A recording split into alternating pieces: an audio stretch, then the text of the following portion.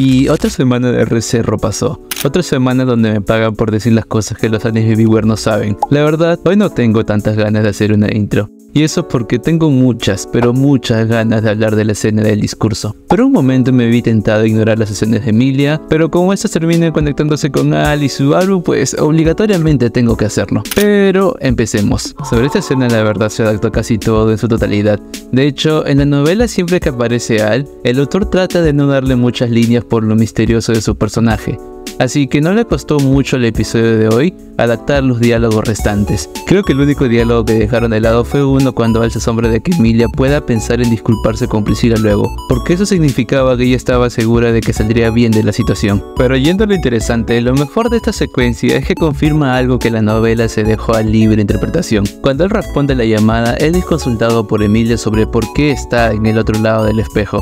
Él solo responde con su forma de hablar usual, que encontró un dispositivo en los cadáveres de otros cultistas, pero en ningún momento la novela describe el escenario donde andaba para poder saber si es que decía la verdad. Sin embargo, hoy vimos que al momento de animarlo, realmente el escenario donde estaba Al era uno como él lo había dicho.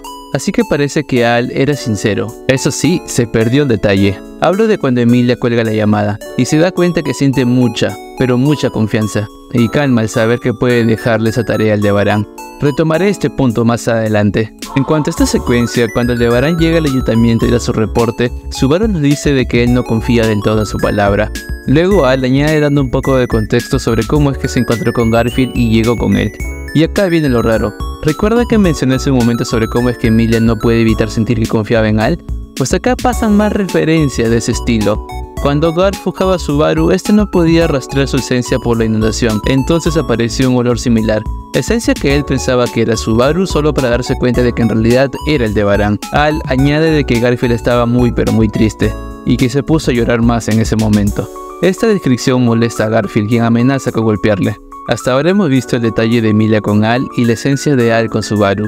Pero me llama la atención cómo es que en la novela siempre Garfield se lleva mal con Aldebarán, y esto se vio mejor plasmado cuando vemos que ambos discuten más adelante al decidir sobre si Subaru debe dar el discurso o no. Esta mala versión que ambos se llevan me hace recordar mucho a la mala relación que tenía Subaru con Garfield cuando se conocieron. Solo les digo de que mantengan un ojo a estas similitudes entre Al y Subaru, que parece que se prepara algo por ese lado. Luego me llamó la atención cómo es que el anime dibujó por un breve momento el rostro de Al, el cual si le ves a detalle se parece mucho a Subaru. De hecho, ahora que recuerdo, en el canal se nos dice cómo es que Priscilla ya ha visto el rostro de Al, e incluso lo besó 2 veces. Y la descripción que la princesa del sol da de su rostro es muy, pero muy parecido al rostro de Subaru. En fin, luego hubo una escena eliminada donde el protagonista le regaña a Al por burlarse de Garfield, un bobito de 15 añitos. Y luego Subaru es regañado por Julius por dudar de que Emilia haya podido brindar una información clave de los arzobispos. Eso sí, como Anastasia no habla mucho en esta parte, para el anime pusieron que fue ella quien preguntó a Subaru si realmente podían confiar en el testimonio de Al. Pero pasemos con la otra secuencia, y la secuencia más importante de la semana.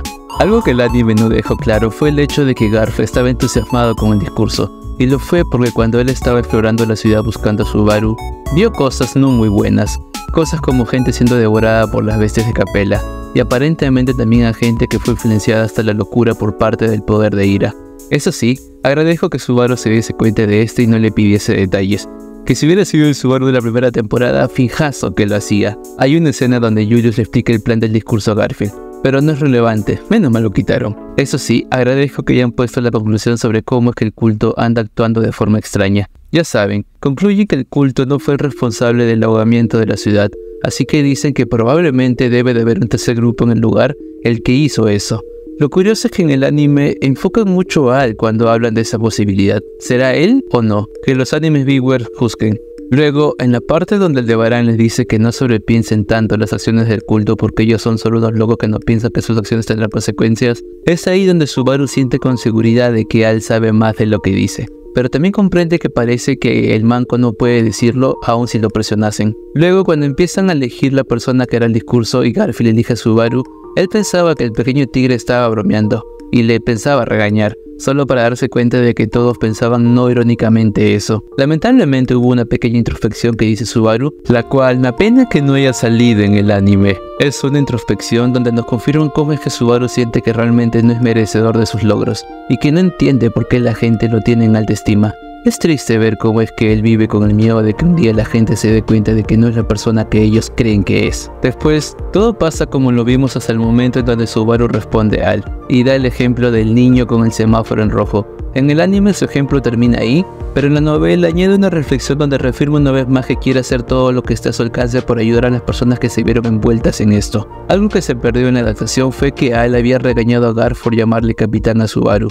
Y eso porque supuestamente le ponía expectativas difíciles a él, expectativas que seguramente no iba a cumplir. Pero después de que Subaru aclara su mente y dice que hará el discurso, también le dice a Garf que no dude en seguir llamándole como su capitán, porque aun cuando él quizás no llegue a cumplir sus expectativas, aún así dará todo de sí para poder lograrlo. El discurso en general fue adaptado casi en su totalidad. De hecho, todo el episodio trató de ser muy fiel a la novela, y prueba de eso es que este video no va a durar tanto como el de la semana pasada. Hubiera un extracto de su discurso que no salió al aire, como la parte donde invitaba a los habitantes a comparar la sonrisa forzada de sus seres queridos de ahora, comparada a las sonrisas genuinas que tenían antes de la catástrofe. Así como esto, hubieron varios otros pequeños cortes, pero que dejaron fuera porque me imagino que para ellos era redundar un poco las cosas. Claro, hubiera sido perfecto que se incluya, pero la animación es dinero, y el tiempo también. Eso sí, no pude evitar notar que se perdió algo de la atmósfera desolada del refugio. En la novela se hacía énfasis en el ambiente, y si bien el anime nos muestra cómo es que la gente está desesperada,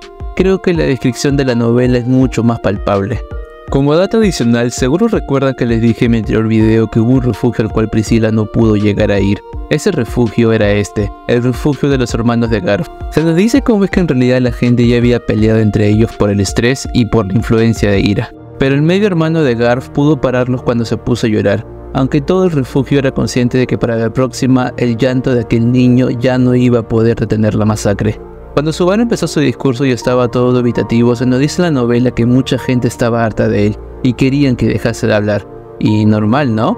Al inicio Subaru no estaba siendo la persona más esperanzadora para la situación, y eso se veía reflejado en su forma de hablar. Un último detalle de esta parte que se perdió fue cuando la gente en la novela estalla en júbilo cuando Subaru revela su nombre, pero en el anime solo celebran al final del discurso. Personalmente no me hubiera importado si es que la gente seguía celebrando a medida que Subaru decía sus últimas palabras, pero parece que en el anime decidieron que ese no sería el caso, y recién celebraron después de que el caballero dijera su discurso completo. Sé que hasta ahora me voy quejando de varios detallitos que cortó el anime, pero crean o no, hay un detalle que me gustó que sea cortado. Antes de comentarles cuál es, me gustó la descripción final que da la novela sobre la hermana menor de Garfield. Se nos dice cómo es que ella, al final del discurso, empezó a rezar por Subaru, y eso porque para la niña, él era como un héroe de las leyendas de los libros, pero por alguna razón sentía que era un héroe más cercano a ella, porque aunque existen héroes inalcanzables, el chico de la transmisión era uno con quien es más fácil identificarse, ya que en el fondo era solo una persona común haciendo todo lo que puede por el bienestar de sus seres queridos.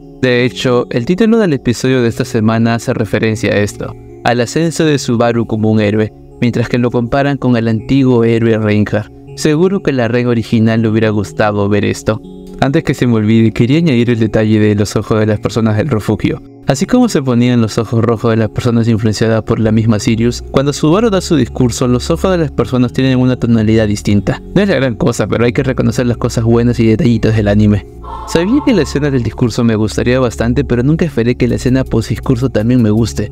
Y eso porque cortaron una parte en el anime que mejora y hace mucho más digerible esta parte de la historia. En la novela original, Subaru no para de decir que seguramente arruinó la transmisión y que debería de poner urgentemente a otra persona a corregir lo que él hizo mal. No les miento, esto lo indica como 4 veces. En el anime pusieron a Subaru quejarse de esto, sí, pero solo lo hizo una vez. Y luego vimos cómo estuvo dispuesto a recibir los elogios de cada persona de su alrededor. De verdad me gustaría que este fuese la versión canon, porque como diría Anastasia, hay un límite para el propio desprecio que cada uno puede tener. También se nos dice cómo es que ella estaba asombrada por la forma en cómo Subaru destruyó las esperanzas de los oyentes, solo para hacer resurgir y llevar después estas esperanzas hasta las nubes. Luego se nos comenta cómo es que previo a la transmisión, habían hecho un discurso para que Subaru lea, pero al final, al momento del momento, la visión se le hizo borrosa y el pendejo empezó a improvisar. Si se preguntan qué decía el discurso original, no se sabe. Solo se sabe que fue escrito con tácticas de negociación por parte de Anastasia, y con uno que otro chiste de Subaru para aligerar el ambiente. Dios, menos mal que no se fueron por esa ruta, que no confío en el humor de un fracasado que estuvo toda su secundaria encerrado. Posteriormente llegaría Otto, y no es solo Subaru quien se alegra, sino que también lo hace Garf, De hecho, lo recibe de la misma forma en la que recibió Subaru, pero lamentablemente no lo adaptaron. También Otto y Subaru se lanzan una pullita, donde el protagonista le dice que quién se cree que es él para afirmar que tiene una carta de triunfo consigo. Otto le dice algo como que le debe de perdonar, que él no sabía que hasta hace unos minutos tenía por amigo un héroe. Como ves, si bien parece que se atacan, en realidad es solo su forma de llevarse bien entre ambos. El episodio termina con la llegada de Reinhardt, y el anime hizo algo genial, enalteciendo su aura al hablar. En la novela esa aura no existe, así que gracias White Fox. Sobre el break time de esta semana, es una escena completamente original, y que se sitúa en la ceremonia de premiación de Subaru como caballero. La verdad, no hay algo interesante en las reacciones, es solo Julius apreciando a Subaru a su manera, y Felix metiendo cizaña para hacer creer a Subaru que se burla de él. Es como que venía de un gran capitulazo y me metieron algo para bajar la tensión, o como dirían en Perú, bajar la pepa. Pero la reflexión final que hace Julius sobre Subaru me dejó con la boca abierta. No es la gran cosa, sin embargo, que dibujaran el discurso de Subaru en el cierre fue una buena forma de complementar el capitulazo de hoy. Digo eso porque estamos viendo cómo es que él cumple las expectativas de otros, aunque él no sea consciente de eso y lo niegue. Por último, agradezco a Camila por su fanart de la semana. Pero eso ha sido todo por hoy. Agradezco a los miembros del canal y sub de Twitch por la suscripción. Su dinero mensual es lo más cercano que tengo a un sueldo en estos momentos. Pero dime, ¿qué te pareció este episodio?